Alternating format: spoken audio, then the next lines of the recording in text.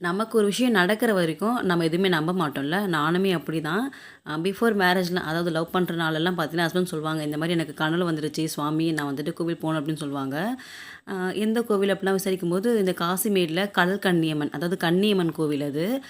கடல் ஒட்டுனாப்புல இருக்கும் அந்த கோவில். அவங்க போயிட்டு வருவாங்க பிஃபோர் மேரேஜ். ஆஃப்டர் மேரேஜ் நானும் ஒரு சம்டைம் போவேன் அவங்க கூட. போகணும்ல நம்மளும் அதனால. போயிட்டு வந்ததுக்கப்புறம் எனக்கும் இந்த மாரி கனவுல வர ஆரம்பிச்சுருச்சு. நான் போல அப்படின்னா கனவுல வந்துருவாங்க. அங்க போயிட்டு வந்ததுக்கப்புறம் அந்த கனவே வராது. அந்த மாரி தான். ஸோ நமக்கு நடக்காத வரைக்கும் ஒரு விஷயத்த நம்ம நம்ப மாட்டோம்ல. அதே தான். அதுக்கப்புறம் நானும் முழுக்க முழுக்க அவங்கள நம்ப ஆரம்பிச்சுட்டேன். ஸோ இப்போ வரைக்குமே மந்த்லி மந்த்லி சாமிக்கு பச்சரிசி சாதம் உப்பு போடாம வடிச்சு கொண்டு போயிட்டு, அதுக்கப்புறம் கருவாடு சுட்டு, அங்க போயிட்டு ட்ரெஸ்லாம் எடுத்து நாங்க படையல் போட்டுட்டு வருவோம்.